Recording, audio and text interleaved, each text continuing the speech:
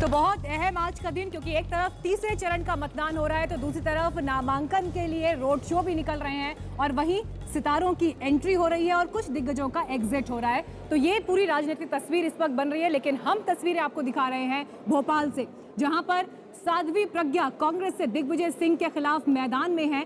और देखिए, एक तरफ आप उनका रोड शो देख रहे हैं, पूजा पाठ की तस्वीरें रोड शो से पहले, लेकिन इसी रोड शो में हंगामा भी हुआ जहां पर विरोध करने वालों ने काले झंडे दिखाने की कोशिश की, साध्वी के खिलाफ नारेबाजी की, लेकिन बीजेपी समर्थकों ने उन्हें पकड़ा, पीटा और फिर पुलिस के हवाले कर दिया।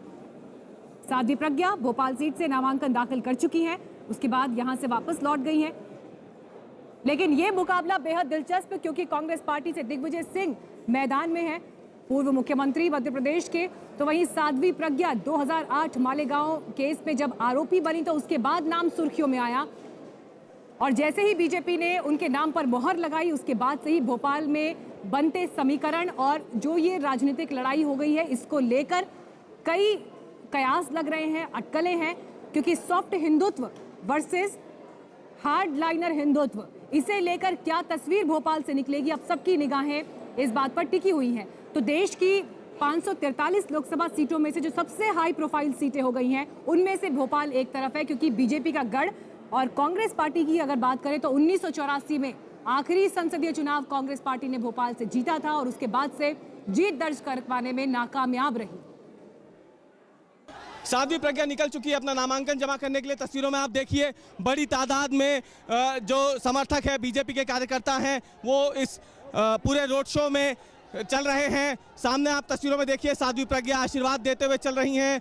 साथ ही में बीजेपी के प्रदेश अध्यक्ष राकेश सिंह और पूर्व मंत्री शिवराज सरकार में रहे विश्वास सारंग और तमाम दूसरे लोग मौजूद हैं। उस रथ के ठीक पीछे आप देख सकते हैं, भगवा पगड़ी पहने तमाम कार्यकर्ता बीजेपी के चल रहे हैं और इसी के बीच में मौजूद हैं संत समाज के लोग, वो आप सामने तस्वीरों में देख सकते हैं।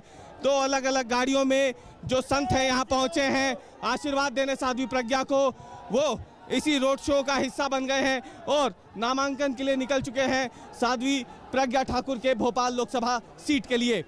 कैमरामैन राहुल सेजकर के साथ रवीश पाल सिंह, भोपाल, आज तक। तो हमारे संवाददाता रवीश पाल इस पर पूरी जानकारी दे रहे थे।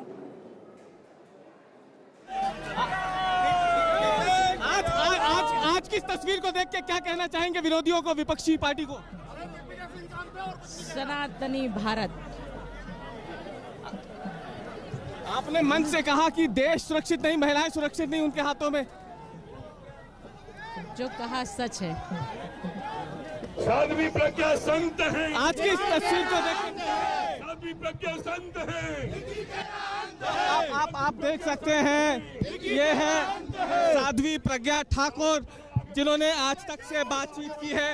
नामांकन फॉर्म भरने जा रही है साध्वी प्रज्ञा ठाकुर और आज तक से बात करते हुए उन्होंने साफ कहा कि आज का जो माहौल है भोपाल की सड़कों पर, जो भगवामय हो गया है पूरी तरीके से, उसे देख करके विरोधी दल में खलबली जरूर मच गई होगी। कैमरामैन राहुल सेजकर के साथ रवीश पाल सिंह, भोपाल, आज तक।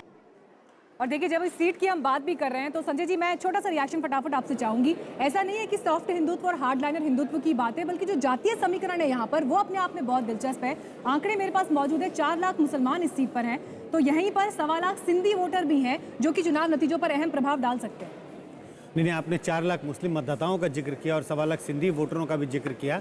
ये भोपाल एक ऐसा पार्लियामेंट्री सीट है जहाँ पे कि पोलराइज्ड इलेक्शन होने की संभावना है और जो सब संकेत अभी मिल रहे हैं और इसके हिसाब से अगर आपने मुस्लिम मतदाताओं और सिंधी मतदाताओं का जो जिक्र किया, इसके हिसाब से लड़ाई जो है वो ठाकुर बनाम ठाकुर है, एक कीन कंटेस्ट होने की गुंजाइश है। काफ़ी संकेत अभी दिखाई पड़ रहे हैं, जिस तरह से सरगर्मी तेज हो गई है सिर्फ नॉमिनेशन के दिन ही, तो काफ़ी टक्कर का मुकाबला हो। मीनाक्षी, एक बात में जो उर्मिलेश जी ने कही थी, मुझे लगता है गुजरात के पहले जो असल आरएसएस की प्रयोगशाला थी वो थी मध्य प्रदेश, जहाँ पे कुशाभाऊ ठाकरे ने एक बहुत लंबा वक्त लगाया प्यारेलाल खंडेलवाल के साथ मिलकर। दरअसल कहीं अगर सबसे ज़्यादा संगठित स्तर पर भारतीय जनता पार्टी मजबूत थी तो वो मध्य प्रदेश के अंदर मौजूद थी। बाद में उसको फिर वो गुजरात को लेके जाकर उन्होंने प्रयोग करने का काम किया है। तो इसलिए पिछले 30 सालों में भोपाल की सीट पर 4 लाख मुसलमान होने के बावजूद भी कभी भारतीय जनता पार्टी हारी नहीं और किसी को भी खड़ा कर दिया वो वहाँ जीती। अगर इस बार ये पोलराइजेशन करने में कामयाब हो